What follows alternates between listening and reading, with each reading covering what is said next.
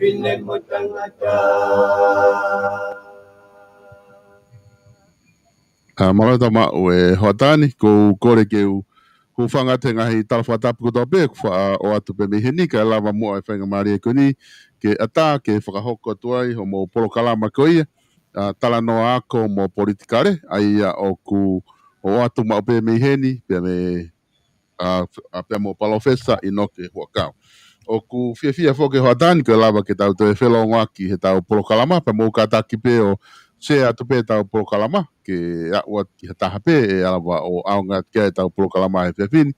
Pea ku whamalo lahi atu ko inga ko lava ke mo te kau whataha mo ki maua ke whahoko ko e tau polo kalama talano ako mo politikare ki he wikeni. Pea ku kore pe ke mangau e pe ngahi whatapu ko toa pe ku whatapu at me heni kai ata mo ke tau hoko atu pe tau polo kalama i he whiawhini i he ngahi whatapu ko ia. Whiawhia whoke tai tai lerei palofesa ino ke huakau pea me asteria ke whahauko e tau polo kalama ino ke mātau mau e whiawhini pea ku whadaunga pea ku lerei mea kotoa pe me hena a whewhe hake. Silvestar malo mo e tau lava ke ahon o ku mau e lelei pe asterian pea ku sai pe mea kotoa heni ko e huhu COVID pe o ku manga pe ke to e lahi ange pe mo whewheka ange hono ngā ui. Ka ku maulelei whaofa pe ma whunuan. Koe ne tu whoki koe hoko maini ke uke koe ni ko ta proklama whakao si e profesa na ta tala noa ai o ta nofo i he kawenga koia o e koe haa koe mea totonu na e hoko ki hono tāmate i koia o e kautaha whakapuna a ki tau tolu e Royal Tongan pea na ke whakamatala ai ke ngahi mea koia na ke iloi hanga tonu i ho i loto. Ka ko i he weekend ko ngā kuia e ngahi isiu fo o ku hoko mai whakapolitikare ki he whanua pea ku tau me whanonga pe moia.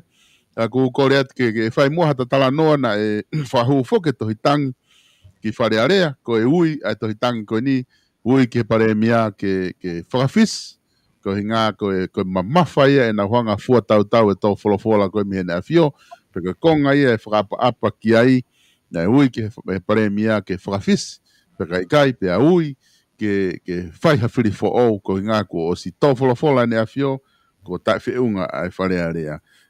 Te ke mahino tohi tangi ko ha tūkunga, ka kokore ke o mai mua a anga ho wakai a koe mihena, ki ho wakai koe ke tūkunga wha politikare, o tau huu ki ai i tonga, o whatatau mo te uteu atu koe ni ke whae tau whiri novema. Malo, Professor. Malo Silvestar ki mua ke ta whakatala noa ko kore mua ke huwhanga atu pe whakatapu ko whakatapu o me he poloka mahi taimi ke taimi. Ka tau te whito ki he whakaapapalahi tau mau ki he ne awhio.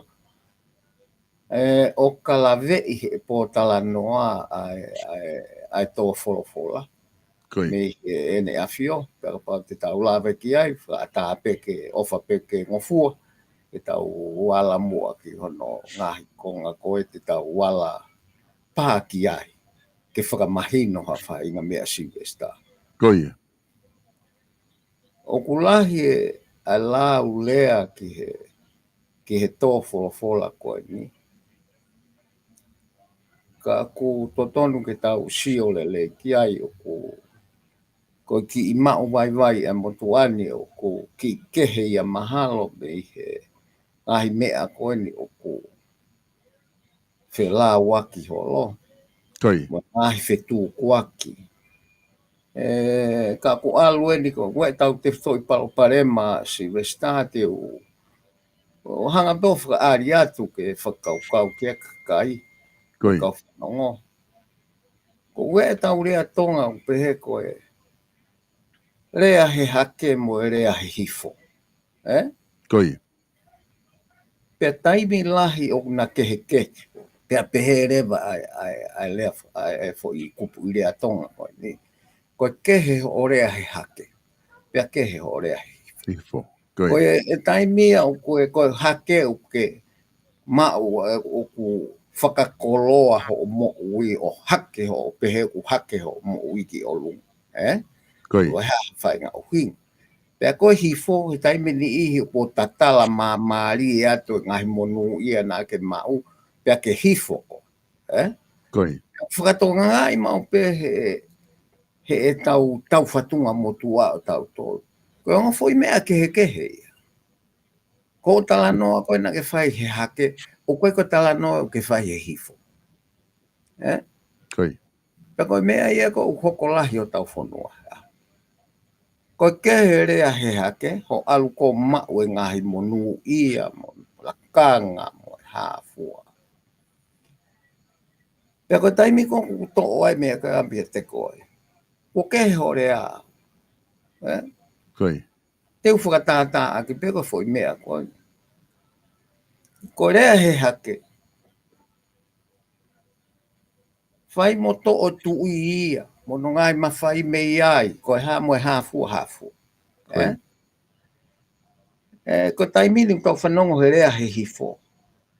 Tau pou ka kato ki e tui. Ai ka kai ta tau pe. Koi. Tau hanga whakamahu i ngā e tui moe ha, ka kai ta tau pe. Ka hoko ia ko tau palparema. Pea ka taime ni ihi. Ko ngalo he kakai ai ne rea ko he.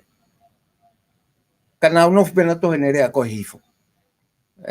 Koi. Ko ngalo ia ngā rea ko hake. Pea ko ka hoko ia ko tau palparema lahi su sta pa ko me ai ko o ko uloto ki whakama ala. Koi. E ko e kapau ka tau kau ngā alu tau hake ta tau. Pea oho vare pek mo hifo whahinga ia. Hange kon mea na hoko kon. He pure ang. Koi. Hifo whakawhahinga o hifo. Furi he naurea ana tolke. Tāno ke. Koi. Ko whahinga ko o kei alu. Kai nau to rea nau to. Kai ke nau to rea nau to ka mea. Koi. Ala rewa nau to ka mea taha. Tene a whe e sio e kakai. Mona. Pea o mahino pe ia. Ko ngai mea una wala ki ai. Nai kai ala ki ai. Kau tamako o sia. Ko mea ia o sio lele ia e kakai ke mea koe. Koi. Ka koe mea koe ke hanau to e rea. O ku sisi e rea ai. Koe angai e tau alu he tai mini siwe. Stapa koe mahapea mo no te mea koe ia ke sio ke e kakai. Koe tau tāno a foki. Ki o tau kāinga, Koi. Ki tau whaiha whahinga mahino. Ka koe kehe me iai siwe. Sta ai koe mea mo. Mo koe kehe me iai. Koe takitaha whai ine whakatonu rea. Ko whakawhofa pe ia he ko mahino. He whatofola ai he rea whakatonga. Pea ko neongo pe ko tau o mai ngahi sio kehe ka ko kai ke oku kai ke ta imagino ke tonga ko toa pe to fola ne afio. Ka koe mea ko konga ulua ki koe o to fola ko to kanke ko sio ko ngahi kupula lahi pe ua. O to ton ke tau sio I he to fola ko ni Silvesta. Koi. Koe kupula ki koe te hehe ne afio. Ko foi rea mana e ngā au aki ko ta e whakawhie mārie. Koi. Pani o mai hot no ngahi whakatātā. Ka koe mea te whito, koe uhinga ne ta e whakawhie mārie. He wikai lava ai wharea rea o tonga o whakahoko hono whatongia te whito. Koi. Ko hono sivi I hono pureanga. Koi. Koe ke lava, koe whai mea e oku I kai ke whakawhie mārie. Pea oku e whihia ai taha wharea rea koto. Sai,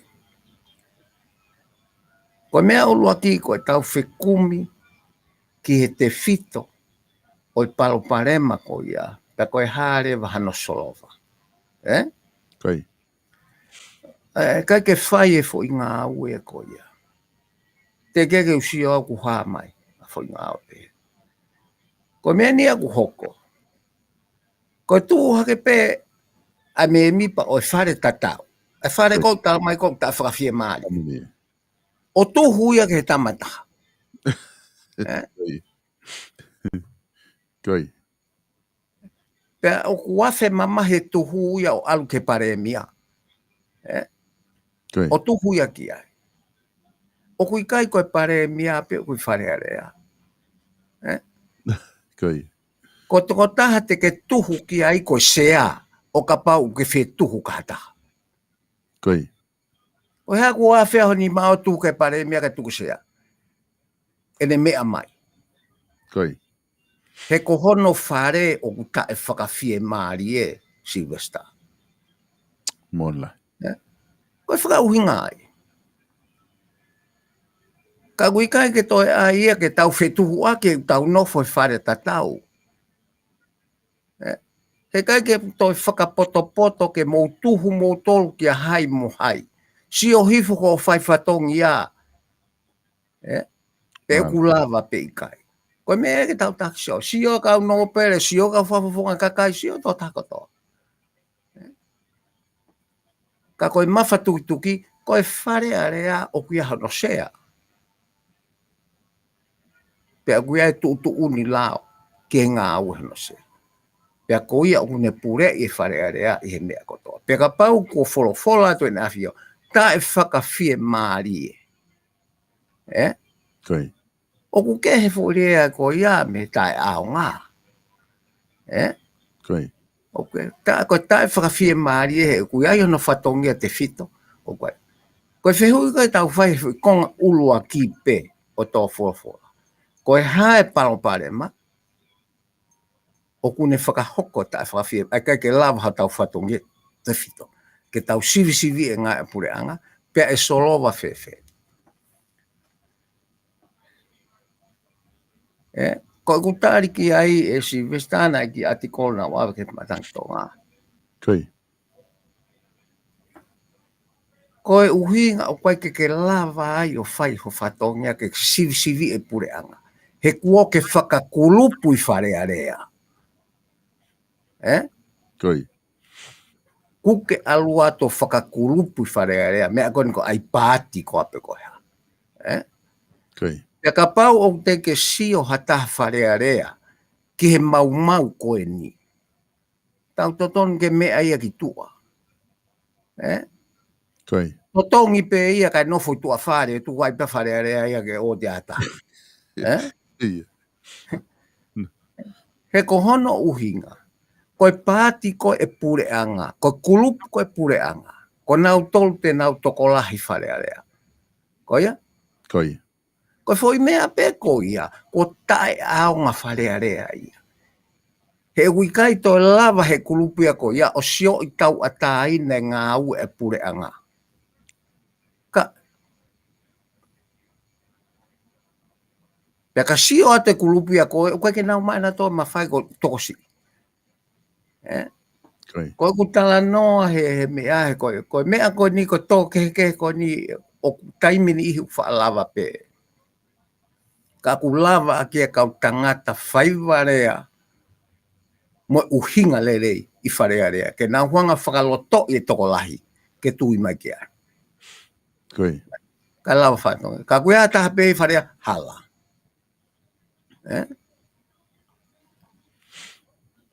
Lava o ka nofo o toka o lunga ho nau whatongi a i he nau whakapāti he nau whakakulupu. Kwa whaunga noa. He ka pawe toka o lunga whatongi a me te whakakau no pere he unau kau mai ke pure a ngā toko lahi. Te nau tu nau tolu e tu e te pao pe pure a ngā i he te nau tu nau tolo sivi e mea kotoa. Pea koe ke whaingata ai a ki ai. Ke ne o atu whahinga koe o tu e te whakata. Koe ai pe ke whakamau e pure anga, o koe pehe e ia koe o atu e ke nau toko lahe, ka nau ririu e pure anga, he koe mea whae taimini. O koe kai koe whae toka ngā i e wharea rea, ke whakalelei e ngā u e pure anga, ke nau sivu. O koe whae toka ngā e ke matu e holo koe whakapāti, pe ko hai tene maa mawhai. Koe nau toka nau whatongia. Pe ko nau ilo ki ai pe kai, koe whehu ke hei. Sivesta. Ka koe palopare mai a koe o kunofu ai. Nai totonu ke nau tala noa ki ai. Pe ku kei totonu ke whaiha whakakulupu i whare are ato. He koe hau ai pare ai palopare ma koe ni kai ke lava o sivi i whakarere ngā au e pure anga. Koe tupe whakulupu. Ka koe me ai au totonu ke nau tala noa ki ai. O kai koe tala mai ia ke tuho i kau tama koe ke kau tama koe. Tuho e ki he. O koe ke whemau ia. O koe ke whemau he ne awhio. Koe mea peo whemau ia. Sio ke palopare ma pea ke solova. Whakalelei. He uta e whakawhemari e tuunga o kuia he teitini. No, pea mau, pea si e longoa aha. Koe mea koni ke whetuhu aki moe laka moe ha oku. O koe ke fu uhinga ke te au e fwoi me e koe ai. Koe ta whaaki hono ua, koe ta whaaki koe ke pure a ngā. O ha mai me he tono no lahi whaka ngā au he taimeni i. O kui kai ke whai hala uia ke ngā au e lawa Sivesta. Whaka ofa pe ia ka kui kai ke ai ha taimi o ne a whio he whanki hufi mea pehe ni ke ne whaka au ririki maha mea koe ne hanga poto o mai ngai fwoi whakata. Ka ku haa mai e au kui ai ngā vai he sino ngā au e o whonua koe pure anga. Sivesta pena ki ai e ku tuhu ki ai. Koe mea ko tuhu ki ai ke toi whakasio i ange ai ka kano e tau wako. Whakangāwe. Ka paurewa o ku wholofola mai ni awhio. O ku iae mata vai whakangāwe o ku hoko. Sivesta e tai whakapoto ia ke tau tuhu ke kau tō mere ni, koe kau tō talo, koe kau hafua e kakai. Hato sektoke. Te tau tuhu peka ki tau tolu kau ako. Pe whewhe e tau tataki. Ai loki mi sine whonua, hono loki ngāwe. He oku mahea mai e whaka ofa he wheitu kotoa. Koe whatātā pe Sivesta. Ka pau koe ngāwe whakatau hitohi. Pe oku ke ngāwe, ki apotu ngāwe. Oku kau e whakamatala pa anga, ai potu ngāwe i he fu whakamatala o fuwhia mau apito, he taimi keta. Koe haa oku i kai ke whai ai. Ko ha ko ke ave ngai whakamatala ke whitu to tonu he taimi to tonu whie mawai. Pa koe ko ni toki asi mai ne. Koe ngai poate o se tau e wha to whamata whapanga. Nā tau toki longo ai poate riki ko tau nima mahal. Koe toki mao no whakamatala. Koe ha ho o ilo whakatau hi tohi. Koe. Oku i kai ke lava e ngā aue ko ia. Pe koe mea ia oku tuhu ki ai, koe tuhu ke kaua ko. Pea, koe tuhu pe kai tā tolu kaua ko he malaya ko.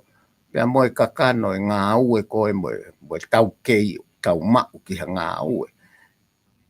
He eku asi mai me ngā aue e whonua ai paloparema au ki lai lai. Koe. Kanoni aki ia, ai kakai o mai o fusi whakapolitikare ke whakapolitikare i ngā au e whonua. Sino ngā au e whonua. Ko te mo kalati ko toa pei murini, unki heni.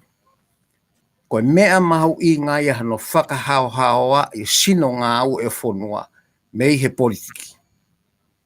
Koe. He ko hono politikare e hu hu mai, ai whetongitongi kau minista. O ke nofo koe CEO o ke nofo mo pot ngawe. Koe. Koe mea koe ke mahino. Ka ua tala mai ke alu peo laka whaha pa ke alu laka whaha. Ka tu koe ngawe ia. O ko ho mai kau politika ke takilere holo mo whanki kakai o koe nau asenita whakapolitikare ke takilere holo ai kau taha. O kua ngai fotu u koe kau taha koe haa koe PSA mo. Na e vai ua pe ka wako ai he hori e kakai ni ihi ke nau whakapolitikare i ka hori kakai ni ke ai mo ke tu tau ata ai ne kau taha koe ni. Koe. Paku tau ila tatoi murine o e whaha laka noa i e ka umau ngofua me pure anga. Ka pau ke tae whi maari ke wahe ngā ka koe whaiaka koe. O tala tu atu he pure anga e mo e lao, hoa pe taha ku te ke aluai o ke whakataha koe ni. Koe. O se pe koe apa whuko ngāu. O pe. Ka kuanga ake tonga i langa whahingaanga ke koe spike tae whakalao mo e haa. O no fo ia lau mahina. Koe mea ia ku tanu mai aki e tau sino ngā whakapure a ngā pa kui kai ke wofoa e si vesta i he tala noaka koe mea te tau tuhu ki ai. Pea kui ai rewa e ku mea koe kakano koe ni o tau wako ngā ue mo mea ko whewheitu tau o mai mea toko lahe kau ngā whakapure a ngā sio i whakarere i e wheitu koe ni. Pena iai e ku artikolo ki mua ko taimi ke wholahi mai he mea no ati tai. O ngā scholarship e whonua, ke tau kahanima mosi. Ke tau sio na kohono nunu ai ne mea ngoia. O tau au ke haani. He ku sasala mai me tonga pe haa mai, mata a mai, mea koe whakapon i he tapa ko toa pe tau ngāo. Ka ua i e potu ngāo e. Ako ke scholarship mo mea. O koe ke tau to ilo ka koe tukuat koe asi vesta, koe mea i autoton ke tau sio ki ai pe koe kano ia tō wholofola koe ai nea fio. Koe whanki mea i au lave ki ahe tawha aki u koe ke busfaf ofa pe ia. Ka kohono te fito ene fo iua koe no koutalatu. Pea ka pau hei kai ke tau laka ke whai mwhakarere, ka tau kei whetū kuaki. Ka ke e lama mea wharelei.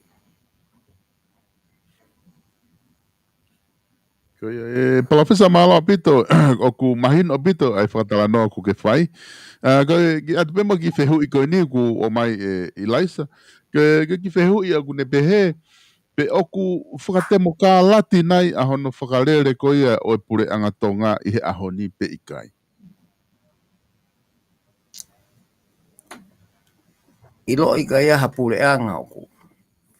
Whiri me whare area. Koia. O mai me whare area. Ko tau toi hori ke whakatemo ka lati whewhe. Koia. Ko tōno no whakangā we, koe kāne whakau ake ana mo temo ka lati. Koia. O koe ano konga whaka ilo lahi ona. O hulu ni ai. Ko ono whakau ake koe mo temo ka lati, o koe ngai mea o mai he temo ka lati, e pe ke akaunta polo whewhe ke a potu ngā au e ka pau ka ke mao e whakamatala whakapaanga ne whakamore whakapaanga. Koia. O kumo ko ke ngā we o kui loto ata mai ke accountability mo transparency o malanga o tau longo ai ai he aho mo po. Koe feitu o whai ai. Koe feitu o whai ai ko ngā we whanua.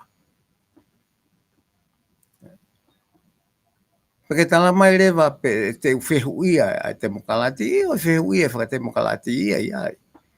I loto ia, o kukai ko te mokalati katoa he whaunga. Ko tala noa koe ke poini ula ki koe whaunga ia. Haina? Pea ka pau rewa o kuia wharea rea, o kai kene lava sivi e ngā ua no pureanga. Ne mau i ngā te toitu ia te mokalati. Koe ne toki mau. Pea o ku hao mau ko ni o aka fia ai level o ke ngā ue whanua. O ku ikai ko e hoko peha mau patau, o pakatemo, kai ke whakatemo kalati. O ku e talanoa e temo kalati ke ngai level o ke o e anga e tau ngā ue. Ko me ai au kai ke tau lava whai. Ke tau ilo pe e ku ngā ue i whewhe. Ai foi le volo ke mau ai atakitua mau accountability ko ngai me ai au ko ngai me volo pe ngai me motu pe Silvesta tok fare fo o mai pe ia mari e tala no e demokrati he ono poni ta ko ngai me pe ia ko o ku nofu i hono uho mo whakakau o whahinga pule ko ia ke vai whakao whiofi ki ai, hange o sai whakangā aue, ki whanua. Kaku totonu peke mahino e Silvesta, koe konga lahia te mokalati o no puoni, koe fu sistem whaka ekonomika mahuinga. Koe ai penga i mea whakate mokalatia o uwhifo o lunga ke ngali hanga lelei ke kakai, ka koe pure fu ekonomika. Ani ko o whakahingoa koe misini ko capitalism. Ko nau tolo o pure. Pea kutongi ai pe mea e ko rifo i o lunga. Wai pe mga ifunga maa ngā au e ku au. Ka fusisi a tō ngai ke tau. Kalo ke whahinga pui pe he. Lava pe tō ngai no ki sisi i o ilo. Me i loto ki tua he taimi ki taimi.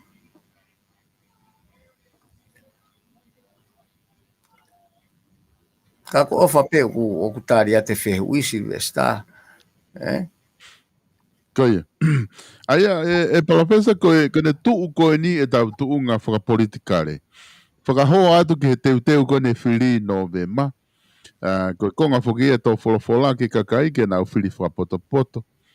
Ka kapau rewa o ke ne tuu koe ia, o ku tau whanonga i he, koe hae whainga tuu ngā whakapolitikare o ku tau whanonga ki ai. O ku aha whahinga whakailonga ku o mai, he ne tuu koe ne tau tunga whaka. Nei pehe e Professor Laftani, ma proklama ane nā iange. Ko e tō wholofola koe ni, ko e whakamelo ia, ku o tuu e wharearea he tuunga ke dissolve. Ke veteki ko i ngā i he tuunga koku nau iai. I he ne whakaukau ia ana. Ka koe hae tuunga ku tau whanonga atu ki ai i he tau tuunga whapolitikare i ho wakai. Tau alu ke sa iange pe ku te alu ia ke whihi iange. Alu ke he whihi iange. Tau au tato ke kovi iange. Ki kovi iange, koe. Ie foi mea pe koni koko utalatu. O totonu ko tala no a wharearea he taimini. Mahu inga. Koe. Ko si o pe ko tau atala no ko ni ke pacheti. Koi. O kuia I hari pot whakapaanga e pureanga wala whakatamo e. He kapau te ke tala noa pacheti o ku kai ke o atu mo ri pot whakapaanga o pacheti ko osi. Koi. Ko mea ko ke whai e ko tala noa tu whapaanga o kai ka tala noa pacheti. Koi. Ko mea o ke whai. Pe kapau te ke maa opo ri pot whakapaanga u ministry. Ke ave ke whau e pureanga hane ri pot whakapaanga. Ko harewa mea toi whai. O totonu ki tau tānoa pachete taun. Pe koe tau tolo I ka uko maa opo ai ngāwe. Koe mea ia. He koe o ku ngāwe aki e mamani ia ai mea koe mini pachet. Maina? Koe ki pachet whakaanganga. O whahu mai ki mua. A ki pachet whakaanga. Pe tālanga I pe haa. Whe mau e ngahi report ke. Pe toki hu mai pachet lahi. O osi mao e whakafuafu ai e kau politikare ki mea koe kakakana pachet lahi. Ko tau alo whai mea koe ni tonga tau. Koe ke u mao au whai. Ko tala mai he purenga ko mau ene report whakapanga. Ene audited financial report ki o tau ko osi ke whahua ke pachet tau ni. Te kai ke u mao kia. Ka koe mea e utotonu ke nao mai. Ke he me ngahi mea koe ia. He kai ke tau toe sia a tau tolu. I he whakakulupu. E koe palopare ma uho e palopare ma tau whare area. O kei whai pe e malanga i e whakakulupu. Ala te kulupu ko malanga i e, ala te kulupu ko malanga i o kei whai pe whai. Ka koe e iwi e he pare mia. Ke whakatutuku ange kulupu, ka whakafoke whonua ke hatu mua whawhie maari hana whau. Pea o kuia e iwi i he sea e whare area. Ke toi whakawhewheka ange ngā au e whare. Ke tuu tau a tāina kau whakafofonga au toi whare area. O sivi ngā au e pureanga. O kui kai ko whehu i au ngā au e pureanga pehe te ke alu ko patoa. Okay. Whehu I pe ko ia. I he lotonga rere pureanga. Ka koe upalo pare mai whakakulupu. Ko orea pe o whehu ia pureanga. Ku tā mai hangi uke kau tamako. Pai kai rewa lawa hatau ngā au e tau tolu. Silvesta.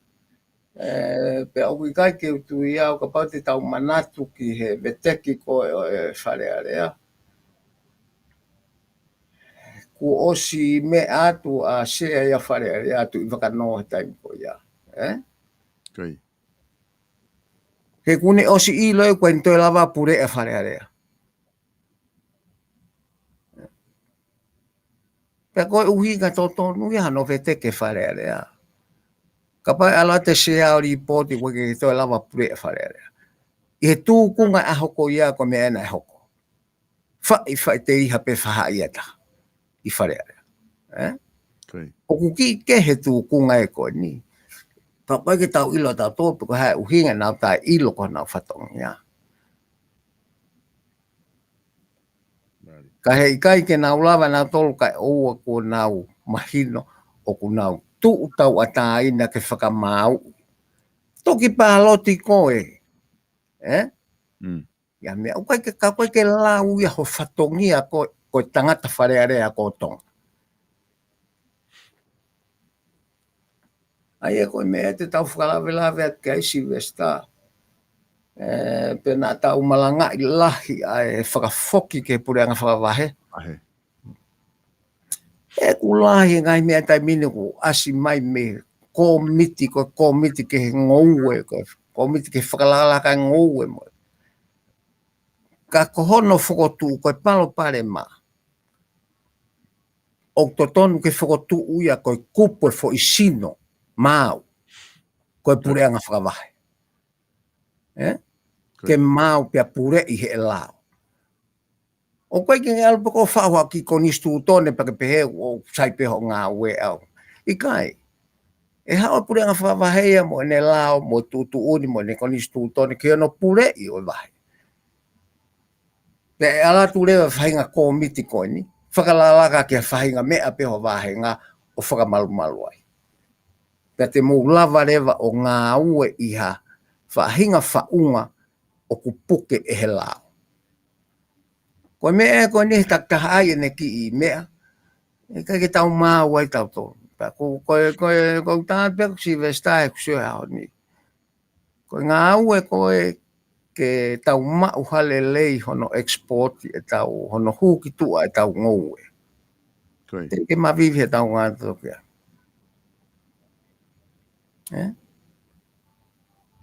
Te ki ai au pito ke whai.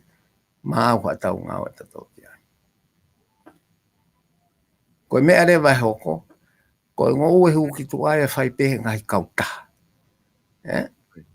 Ika kei toi lawe hange koe nishi koe hāfua.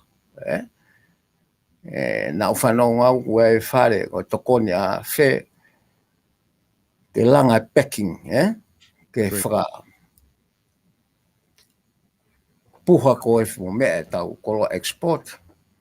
Mahalo ko ki hao he taiminta koe whare pehe kautaha taha. Pa koe ke fulo ko mahi noi, pa koe tokoni koe nai ave ki ai, koe tokoni ke pure anga, pa koe tokoni peke kautaha koe ia. Sai. Nai ai e tau, koe whanki whatahataha ni. Nai e tau mea i wafu koe, nai tu uai na osi foi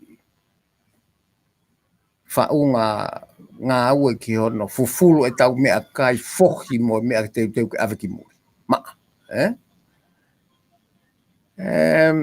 mahalo na ki tō kehe kau mea, e tamai koe na e pure he mea koe. Ia whe mau e ke whakata ata a wafu e tukuanga container koe ai mea.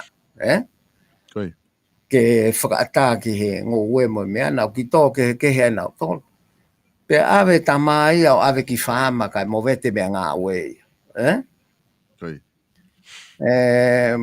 Pe koe timoti pe kai he ne ke mo kau paipa.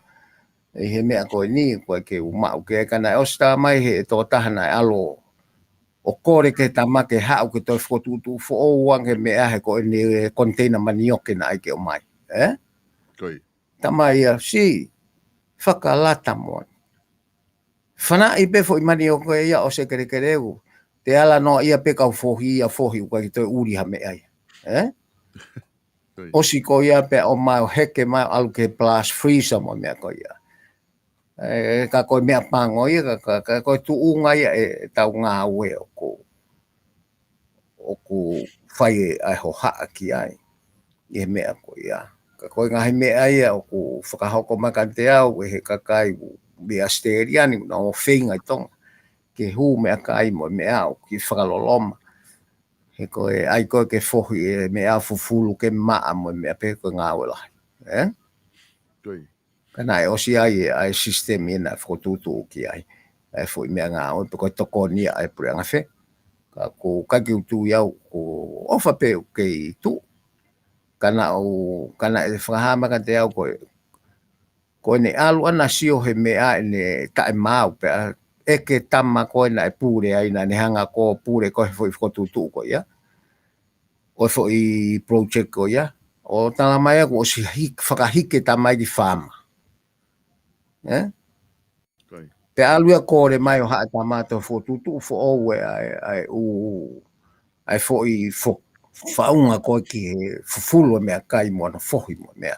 Pea o mai rewa ne container. Tamai ko mea whamatala pe ko o mai ne fia whaingo fua ai ngā ue.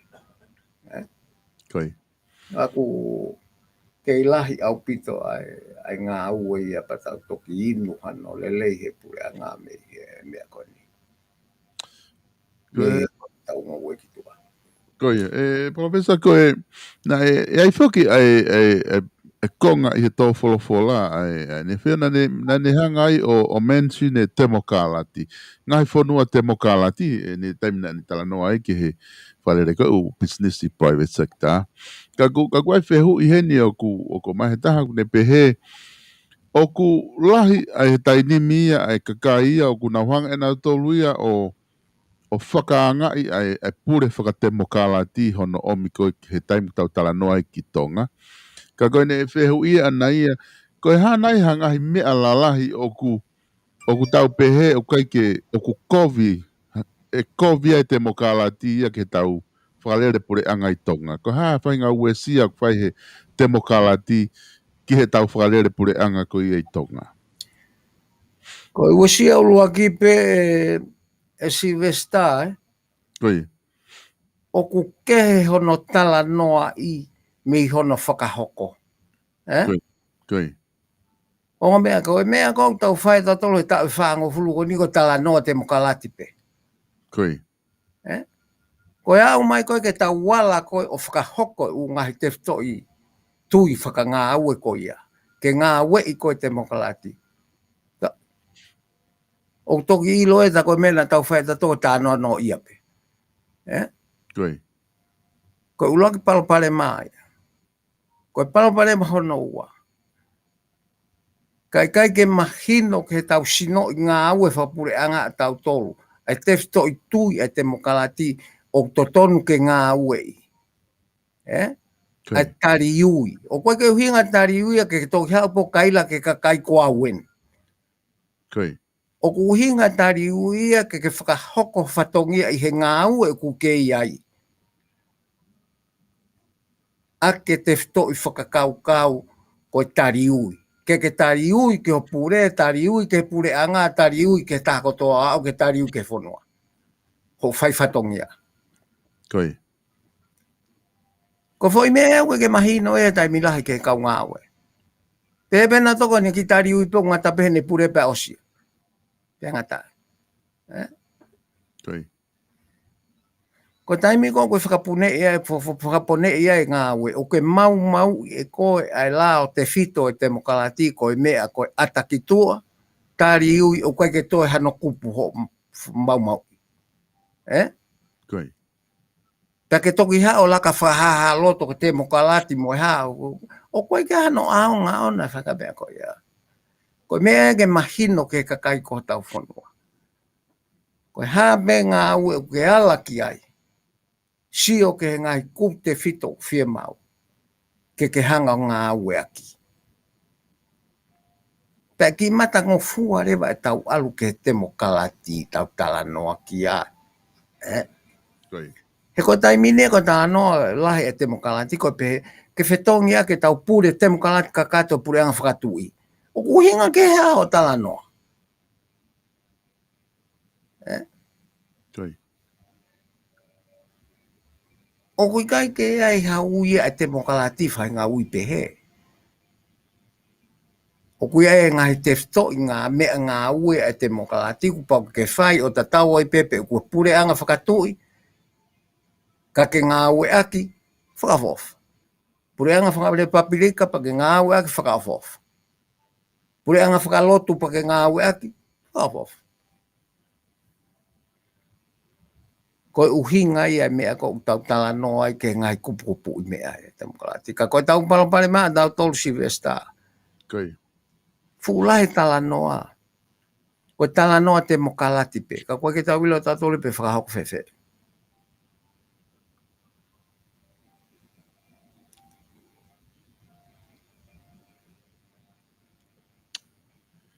E kuia e ngahi mea ia o ku whie mao apita e ke tau ilo ke ai pa tau ngā ue aki I he le volo taki taha. A u ke tau mo ui I he kaimi u ke ngā ue ka pa ngā ue. Pea koe tau tānoa te mokalati koe hano ki atasi isi I koe ia ki whekau aki mo koe. E alu ai peo alu ke atalahi. Asi ngā ue e whanua. Ka koe mea ko asi mai he ngā ue e whanua he taimini. Koe whehui. Ko whehe koe whakate mokalati o kulau ki he ngahi mea koe. Ke asi. Koi. Professor koe tu ko he tai ni mi he tau whakakaukau atu koe haha mea e malawa ai ke tau solova e ngahi whela waki mo palaparema koe ni e anga whewhe e malawa pe ia ke whakotuu e ngahi pure anga whakakolo a whakavahe iha toe whaunga makehe me wharearea pe kua pau pe ke whai fu inga ue koe me wharearea ki ono whakahuha lao mo ngai mea pehe. Ko ki lao ia koe o kui tonga he tai mini ke waa ko ia ke whiunga ia. Ke lawa ia. Pe aku whi mau rewa wharearea ai ke kapi lao koe ni ke whewheka e fo isino pure ang whawai. Pe aku hange koe ta lau e Silvestar. Koe. Koe pure anga ia e fuofi au pito ke kakai. Koe. Pea tene lava e au solova ngahi mea lahi u tau longoa ai he ahon. He ku tau ui taha pe ke pure anga. Ui taha pe ke kaila mai wahenga ke potokone pure anga. Kaila tu haifu koe kane pa anga ka kaila pe. Koe. E koe mea koe pure anga he tai bini ko hono o pure i mo hono whaka ai ngahi toko ni ke wahe tatau. Koe. Koe. Koe nau mea e o whahe aho ni ko konga lahi ia. O nau ngā wiki ai. Pehe. Ka koe mea koe ni he ka pai tu e pure anga whawahe. Taua taina o pito pure anga he mea lahi. Koe. E hei kai ke taulongoa, he ko kai la e whai peo wahenga. Ko kai la pe ki ho ofisa kolom ho pure whawahe. Koe. Paka ia he toki mea o ku kai ke lava o solovo ku e whakapure anga, whakalao, whakalao pure anga, pa tei toki o mai ke pure anga lahi. Tāno a mai ki ai pia mo pare mia, pia mo minista ke waako ia mo hafua. Ke wahe e tau ngā ue ki ha fōtunga ko te tau lava whakahoko lelei. Pea kui kai honge tangata tonga ia i he pure anga whakawahe e Silvestar. Koe. Ke honge tangata ia. E aluia e ngai wahenga ia e mauange e nau kakai e nau tolu whaafu ofu, pa te nau lere nau tolu ia o laka he pure anga lahi. Koe. Nau alo na tonga mai whakamaari e laka he pure anga lahi. E whakarere pia wawa uia. He koe mea ai ako tuku atau ke whakaukau. Ofa mai whakafoke ko wana ke whiri he ene awhio hono whakafofonga. No fo pure angai wawa o moha pai o te whai haka kalake kai alo CEO. Ke ngā ue ko wana. Koe whakarere ia o whema o ke whai. Ka awa te tau kei nofo ai pehe fo i whaunga he ve mea na tau. Hei koe Silvestar, koe hono mo oni. Nei kai ke hata hai e ta e tui o koe ha mea whe mau ke ririu. Koe. I o tau whaunga. Nei ke hatu i ta hai. Nei hata e tui tangata koto. Koe whehu i. Koe ha e mea ririu. O fu whe mau ke ririu. Pea koe ha no taimi ke ririu. Haina. Ke tau to'o taha mai e ngahi mea o. He koe anga e tau wala koe ke fu mea whakaluku fua. Ka ke tau lawa mea e taha mate. Koe. Ke tau to'o taha mai mea o sio i lelei. Pea liliu. He ka pau nā tau pehe. Te tau ilo e pure anga whawai. Ka ku tau alu na toke whahinga politiki. O koe ko mea ke ngā aue mo whakalaka whonua. Ko lelei pe a ki kakai o ngā uo ke politiki. Ofi. Koe. Koe nau lelei pe hua te kulupu. Koe nau tolu pe. Hu mai e hua te kulupu. Koe nau tolu pe. Ta koe tau whai rewa ki whe. A ki whonua si pe. Ka kou whaamua Silvestar. E toi si ore rei e whare area ke mea o whia mau koe ka nau tolu. Pea nau ofa maa whakahoko. Whare rei. Koe. Ka koe pou koe ki he pehe u tae whakawhia maari e. Ka pao ai mai ka te au ki o vau he tae whakawhia maari e. Te walo atu au ke furi ki vanu. Furi ki vanu. Iyo.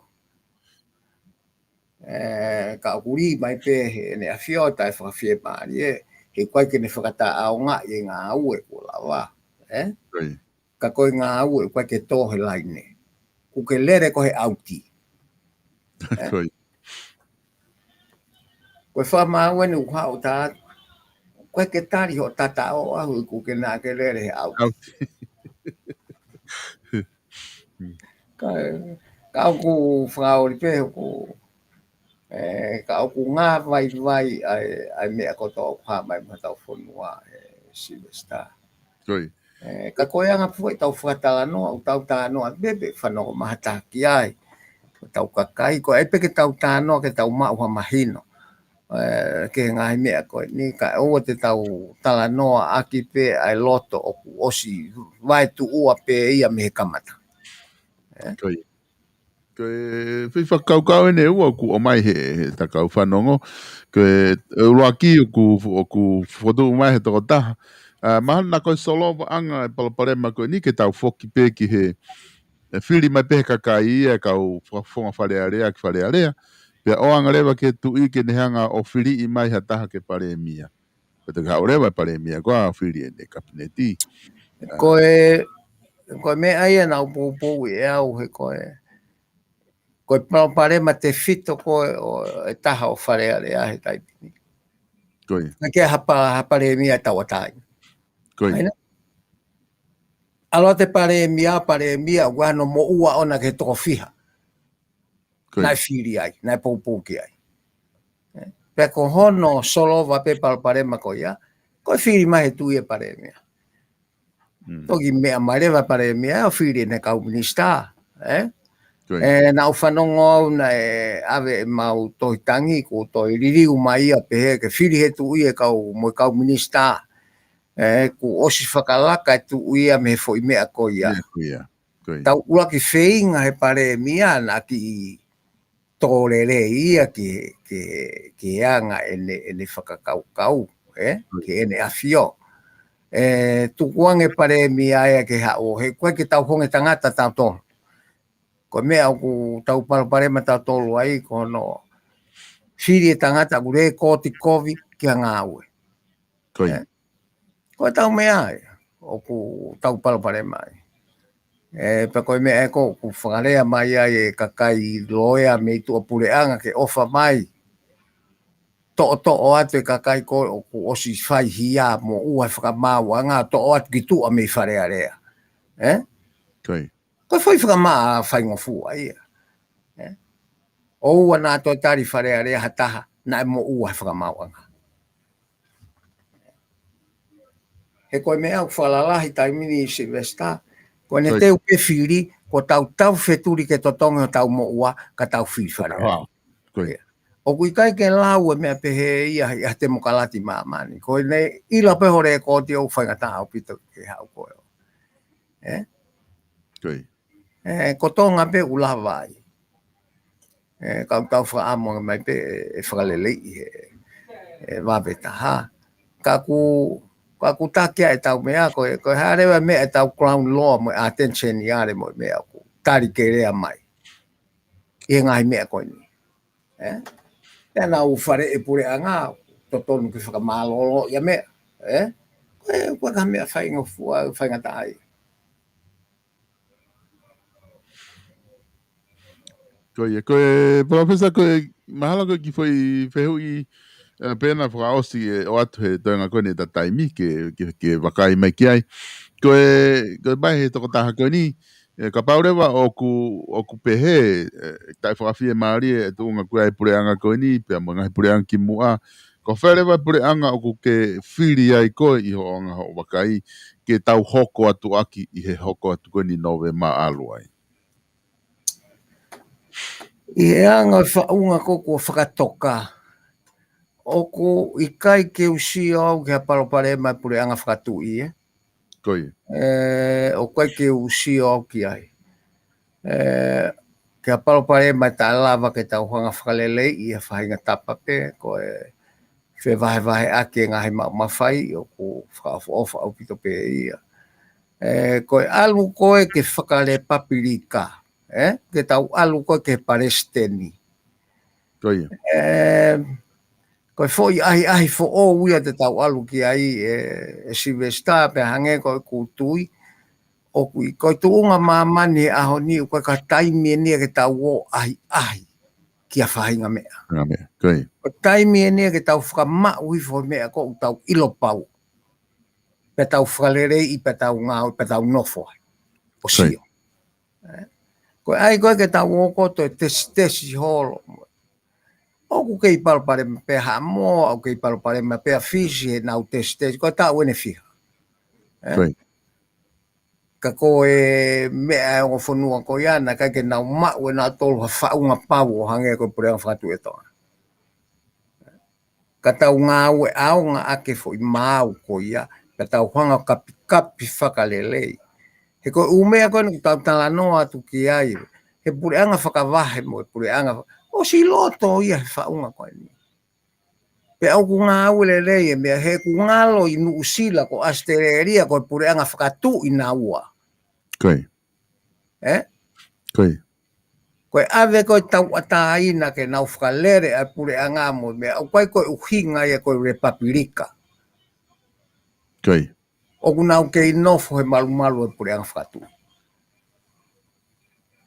Ka au taimeni i o hange u tau toe vei ua tau tolu he na whahinga tala noa o whai me iai.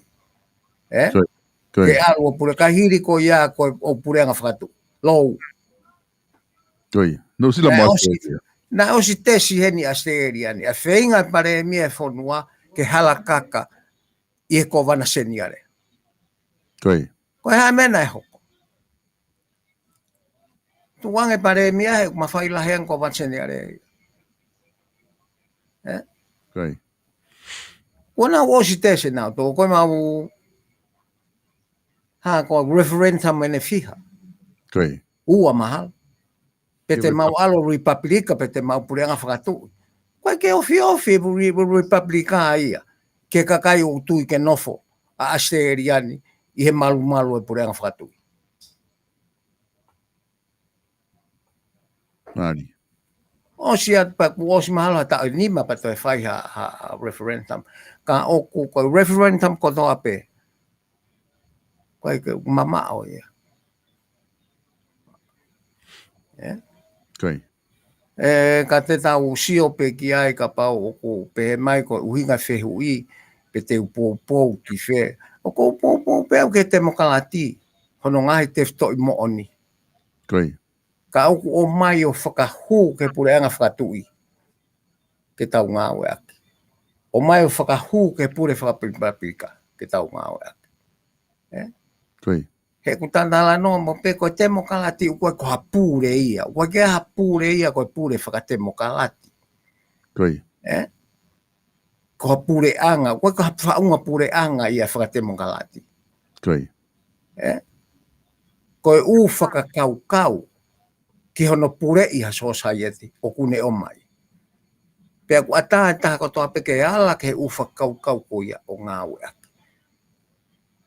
Ka ku ngari rere ia pe ngā ue ake ngai pāti ko pāti te mokalati ko ha o hange o ku fihi ene haan. Koi. O kono ngai te fto i whakakau ona mahino pe ia. Pea ku whaahofa aku te pe.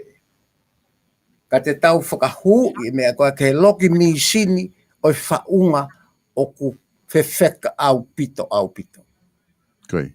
Ai? Pea koe whaunga wheka mo malu taki to ngā koe purenga whatui. Ka koe whakahu i koe whakate mo kalati ki roto, o whai ake whakakau lelei. O koe koe mea ni ke whakalaku noa ia. Ko pau ke māsila whakakau hono whakahu e ngahi mo oni whakate mo kalati ki ho whakasosiare mo whakasociety, ka lava ke ngāu. Ka pau te ke whakahu noa ia, koe mea bene hoko. Tala noa ia whaka, osi koe whakahu, kai ngāu e. Ka kou whakapapalahi pe au ki whehui Silvesta. Koi. Ka aipe ki toi mahinoan koe hākoa te mokalati o tau tā noa ki ai. Pea mo e whunga whe hono whakahu ke whaunga pure. Koi.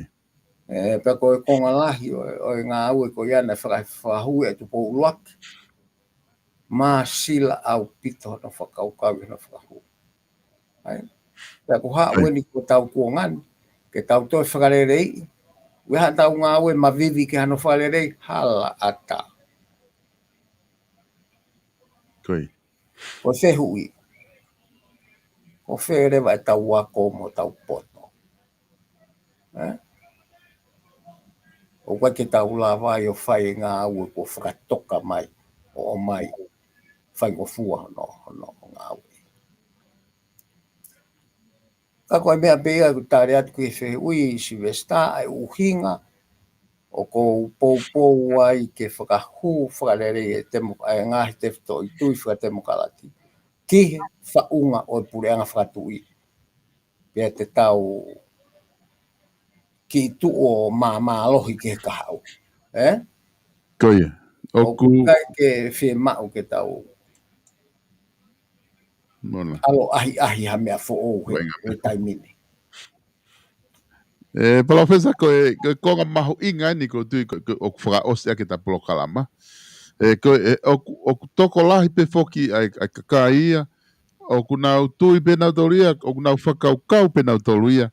Ai ke tau ririu o te mokalati. Koe whaunga pure e te mokalati. Ka hange koe mea goku ke o mai he whiawhini. O kai ke aha whaunga pure ia koe te mokalati. Ai koe whaunga pure koe pure whakatui. Pe Republika. Pe Comenius.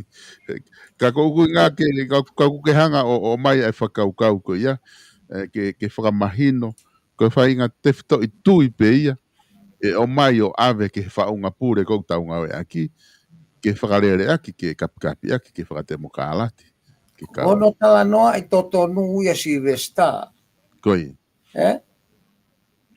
Koe ngāhi makatuunga i whakakaukau. Koi. Ko temo kalati. Koi. O koe ka whaunga pure ia. Koe mea koe ke mahino ke kakai. Koe ai pe kau politiki pe unau whakarea, koe pure whakatemo kalati, koe koe pure anga temo kalati, koe ka mea pehe ia. Koe upure anga ai, hei kai ke mau ka whakatemo kalati ai. Koe mea koe te ke mau ai. Koe ngahi te whito i whakaukau e temo kalati hono whakahu ke whaunga pure whanua. Pe aku kehe kotoa ai taimi o ku whakahu ai, ai whaunga pure koe ia. Koe whakatata mahino pia sia ina. O koe ke nau whakahua nā toi whaunga pure te mokalati ki loto, koe peho nere me ni te ngā ue aki hange koe pure anga whakakolo, pure anga whakawahe mo hāfua, nau ngā ue aki. E sia ina. O nā ope nā toa toa fo i miusini whaka-ekonomika koe te mokalati o anga whakahuke ke nau pure whakakomiusi. Koe hai mea hoke hai ahoni. Ai ke nau te hanga nā tolo o li riu e nau whaungahe ku nau osi mau pe nau tolo e ngahi whakaukau whakatemo kalati o ngā ue ake ere me niti koia. I loto. I e pure whakakomiusi. Ka nau hanga nā tō whetongi e nau fo i misini whaka-ekonomika ake fo i misini whaka-ekonomika koe ngai pure anga weste. Koe ne huat me fo i misini koia. Lere mai le te au ke houa waka ia sena. Sena. Koia. Aluia. Ko te sio ke ta whaki ko tuku i whauwhanua ki mua. Koi. I he ngā ue. Koe whakakaukau o ku pehe. Ai whakakaukau ke tau whakarerei i ha whanua. Te tau alo sio ke mea utono nou ai. Pe tau sio hake ke whainga te whitoi whakaukau e te mokalati. Pe kuiai ha mea e ala aonga ke kapikapi ake. Koi. Ai whaunga pure. Koe whaunga ngā ue. Oku i kai koe tala no a te moe. Tānoa no ia peki ai moe. Me pe haalo kaka ia mauhala pe he nau tolu ia. Oku ia whainga whanua pe. Koi.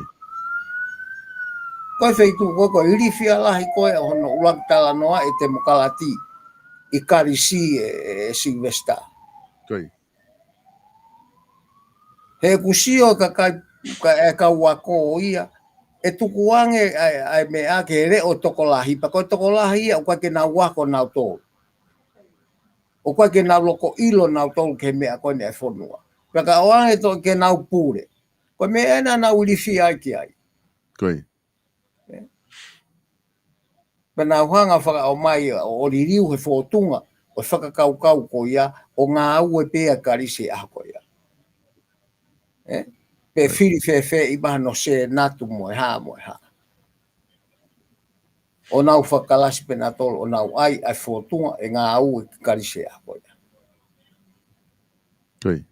Ko mea koni ko pure anga e kakai mo e ha ko e whakarea maari e pe ia o ko ai. Ka koe fo i whakarea pe ia o ko apiro ke toko lahi. Pe aku tau whakaamu pe tau tolu ka iai pe hawha inga pure pe ngā ue me o lunga ki lang. Ko whē pe ha ta whaaki o society o ke iai. Pe oua tene hanga lawe tamaki ho mo ui. Ko mea eu tau whakaamu ki ai. Koi. Pe aku kau e ngahi tefto i whakau te mokalati he lawe ki he mea ko ia. Kau tau ilo tato ue ngai whonua lahi koe ke lawa ia pe he. Koi. Ka tau sio le rei pe o koe ke whaingata ia he sio ko tau whonua he mea koe ni. Ka tau wala taha pe ke ngai tefto i mea ki tau hanga o kapi aki e ne tū. E si vesta o hange pe ko ngai mea koe ka whata no ki ai hake koe. Koe anga whakawahe mo. Koi. Mea ko nofo lahi ai he koe. Koe mea pe ia e mo onia e tau wala. Koe pe he koe tau tokanga ke kakai whanua. Koe fo ia, koe fo soko tutu pene mo onia. Koe toiha toi mea ulau mai ka politiki ko lo ia. Koi. Te koe ke toi vei ua whakaukau aki ai si vesta. Te utalat pe hono mo oni koe loi. Koi. Koe loi. Koe ulu aki. O toko ni au e lawa pe o whai ka maheni mo whaamiri. Koi. Ka koe mea e utau hanga whakotutu e pure anga ke whakasi ai kau ai mea ko ia i ho whai tutuni. Ia whaunga o kuhai a ke lao. Aina? Koi. Pea kai ke tau lava tatolo o hai a ke lao ha whaunga. Whainga mea koe ne utau alu kai utau tuu hatai mini. Koe nuko tala mai ku tai whawhie maari. Koi. Te tau toki i unu hi tau toki lalu. Ke re volo kohana tō luo. Whaoha pure anga ki whakairia ho tau kakai i he tau ngahi ngā aue. Ke tau lava o ala toko lahi. He koe kei lau noa pe tau kau politiki a tau tō mo tau pure anga koe kei lahi a toko ni. Koi. Ka mo one lau ku. Koe na ko tala mai ia ku. Sai e tō lalo e tau pa anga ke sai e ri pa anga mei muri.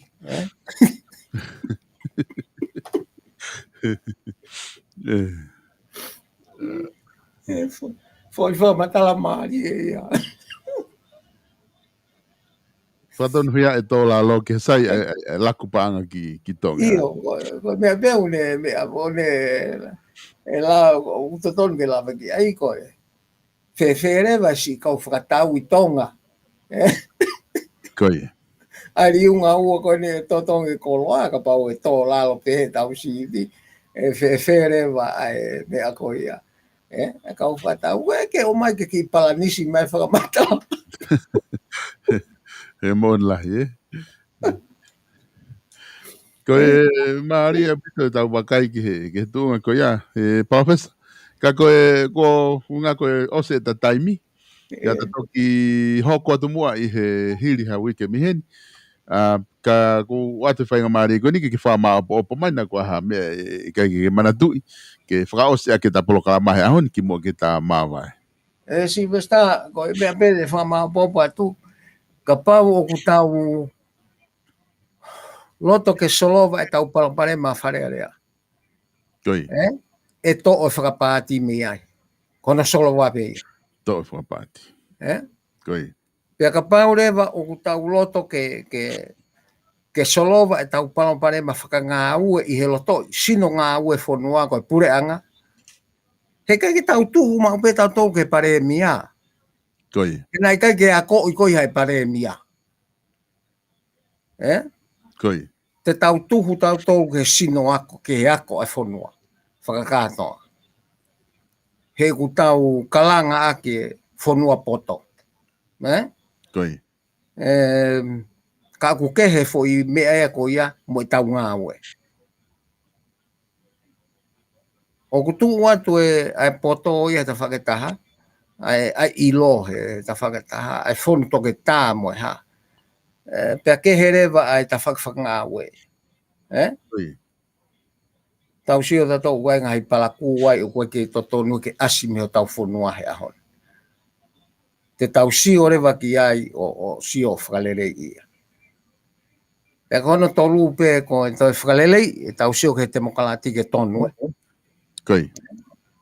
E tuku e tau talanoa ke ai ka tau sio o kui kai kua whaunga pūre. Ko ngahi te wto i whakaukau o mai o whakahu o kapi a ke whahinga pūre keke. Koi. Ke to o tānoa loi me iai. Ka tau lava e tau kakai o sio lelei ke mahino. Ai mea koe ni. Koi. Pea ku te mokalati whemau ke te mokalati pe mei o lunga. Koe ata ki tu a moe hafua. O whemau ke lere pe mei o lunga tau lava. Ka lava whemari o tau whonua.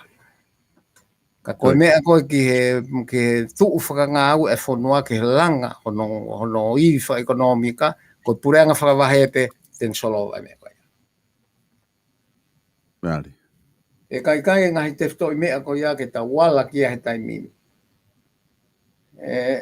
Ko taimi koe tō lalo ai a ekonomika ngahi whonua he kutu nuku mai e ki paloparema whakapaanga ia a mamani he ofi mai, he waweni mai. Mos mahino pe te nau toloto nau tolu ai. Koe ne hoko ha mea pehe. Tau sio tato he mea ka whakauwha. Koi. Tau te pita tau e Silvestar ke tau hola ko tau whonua he te tau kei lawanga ue mo. Koi. No ho tau api u tato tongi mo mea. Ko tonga pe te tau mo ui ai. Monla. Ka hoko whai ka mea pehe. Ka ofa pe ke hoko mai o ku te keike o ku osiawa tau pota ta mai ia e toki ava ki maasta o fo'o. Koi. Ka kuanga ke te alu ki ta ia o refugee o kore ke pai mo api ki ta to. Io ka koe tūnuku koe mea ki tau sio ta kai Silvestar ke whakamamanu la hipa tau whakatonu e tau ngā oe ke matu aki whewheka au pito tau whunua. Ia mea kotoa. Koi.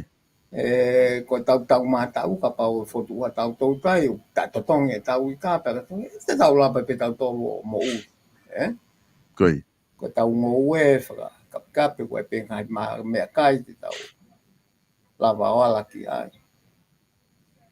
Ka kou whamonu i alahi atu pe ki ho tau kakai kai ofa pe e whai moala ho tau kautaki o whalelei e mea kani. Tuko e whetu hoa ki ia. Koi. E kai solova, koe ka solova palopare mai mea ko ia. Koi. Koe solova palopare mau ke ilo hono te fito. Pea ke whakaukau i hono ai ngā ue whai whalelei. O kui kai koe tuhu e po laka whahaloto po mea ke tau kei whai. Koe ngai whapo uria ko pe au ia ke tukua. Se unga pe ia mo se inga hu ki wharearea he taimi koe. Koe taimini o ua. O te tau toi ala tatokia. Ka ko whakamea whamonu pe ki he whahinga lelei au pito unau tuu mai ke nau kantiteiti mo nau mahenga.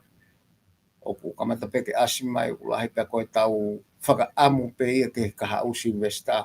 Mahalo koe kakai pe te nau lava o mai o whakaukau i lelei, koe hae whakalelei e whai ki o tau tuunga whakapolitika rea i he lolotongani.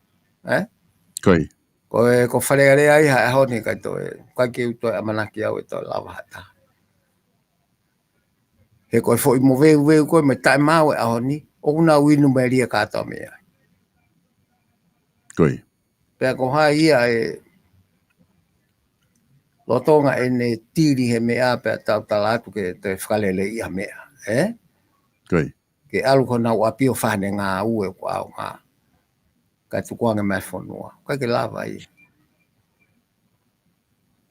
Ka kou whakamalo atu bestai he mau whainga maari. Kai ofa pe ku tatala noa si o ngoatu ke ata. Ke whanua pe ai. Ke talatu whare atu ke pare mia. O ku tau tapa masi vesta mo inoke ke. Ofa mai o tukuange whakapāti ka ke hanga whotutu whakarere puranga. Puranga. He te pare mia be ko te tonga ki ai. He kuosina he mea he pāti ko nāku whehu ia. Pe ka pau e ai whiri whakapāti te mo mahanga pe mo ua. Ko mea pe te ke mawahe ai ha o mai ha whakakau kau fo o. Mo whotutu fo o ke whakamau ta whanua. Ko mea pe te ke mawahe ai. Hangai ko o malolo le leo te ke wafi wataha o te toi hoa ko ia. Ka pau, even ka pau te ke whotu ha task force le lei tai mini. Ke nau whai fo i ngā ue koe ni. He kou whanau wai task force o whotu, ke nau whakaukau e ngai polisi e pure anga ke kakai muri. O kuia e mea pehe nau siha matang tonga o asima e mea pehe. He ka pau tēne whotu upe ia mea koe ni ke o whai ngā ue ki ai whamato ato. Ka whange koe lau e mea koe tau kau task force ia tau tolu koe wahe pe mo heka mea lere mo whakapai paholo i tonga mo koe ke nau mawinga ea toi ngā ue. Ko task force ko ni ko tamai ki whakakau lele i au pita. Pea ofa au whonua. Ko ki me peu tau whi mau whai ko fua. Ke ofa au tau whonua. Ka hange ko tatala noa ko ke roi lo tonga. Ha mai ai tae ofa lai.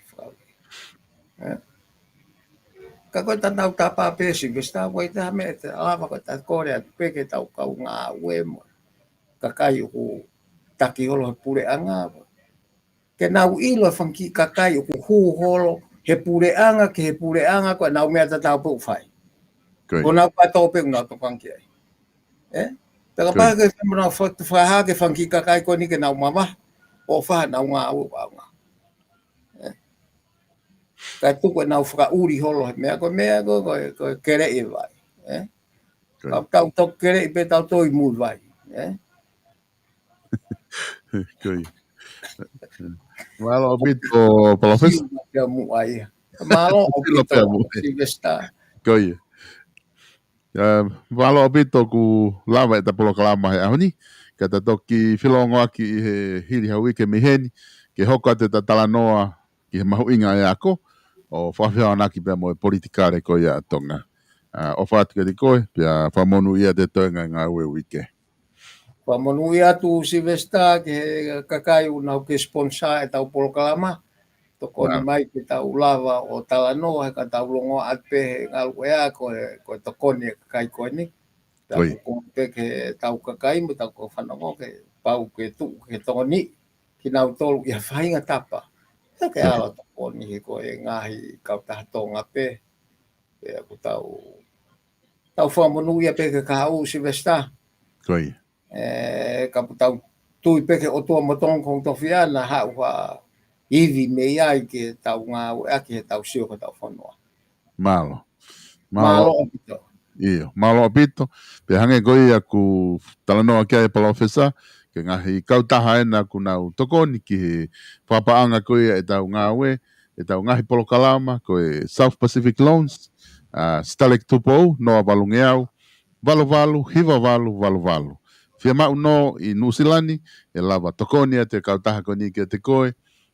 Nau tuo nau ofisi i manu Ringatoni, pia mo Cavendish Drive i manu kau, ko e South Pacific Loans, ko noa valungeau, valu, hiva valu. Kei ki ngā tai, ko ku whamalo ki he Faustina Construction, o ku nau tokoni ki he tau ngahi polo kalama ke whaka uatu ke mo whanongo ki ai. Kau tahalanga eni pe me Salt Lake City i Utah, te ke lava whitu utaki au whainga whia maulanga, ki a sone aholoka, tonga, ki he valu noa taha, wha ua nima, ni maono no noa. Walu noa taha, whaua nima, ni maono no noa. Koe kautaha koia o e kawatonga, o kui koe none kiti kawa trading.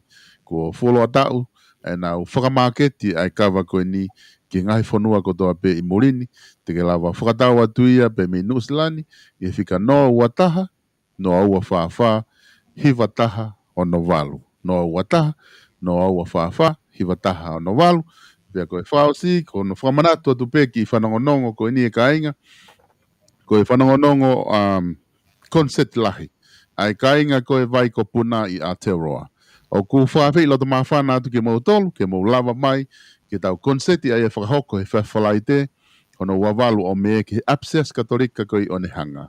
Koe holo koe Katolika i Onehanga, koe loa koe Our Lady of Assumption, te ke lava o mauai ai tau tuasila koe ke konseti, koe whaki hiwa fitu, i Galway Street i Onehanga.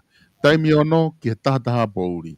Kainga, kotoa pepe mi he vai ko puna, koe tau konseti eni, maa koe whalai te ia wikahau, tau katoa ki Onehanga ke whakahoko e tau konseti, nono whakai ki pa ke toki whitutaki mai ke sekretari ko Ana Sivare i he telefoni noa ua taha, noa walu walu, whahiva, ono ua. Whamalo atu ke tiki mo tolu kotoa pe, ko mo mea mai ke tau polokalama e ahoni, ko ngatai e tau polokalama ko ia, pia mo talanoa ako mo politikare, pa ko ma whamalo lahi atu ke tiki mo tolu kotoa pe, ko mo kau mai, ke tau whanonga mai, i he polokalama koe ni, tau toki whelongo aki, i he hiri hau wike miheni, i he tau polokalama tatau pe mo profesa i noke huakau.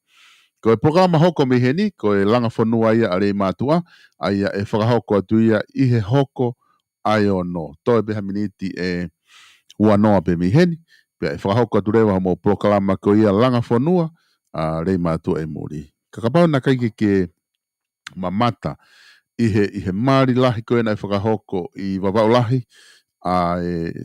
ko wana o wawau. Lot whakatulolo, pia mohono hoa, Lady whakatulolo. Ka pau na ke mamata ki ai, pia ke toki mamata mai i he fo i whasi koe ni, o atu koe ni, te ke lawa pio ki sio atu ai ke hakonga, o e mari koe ni. Ka whasi koe ia na whaupe e loti whakatulolo, ko wana ke whakahoko i he aho koe ni.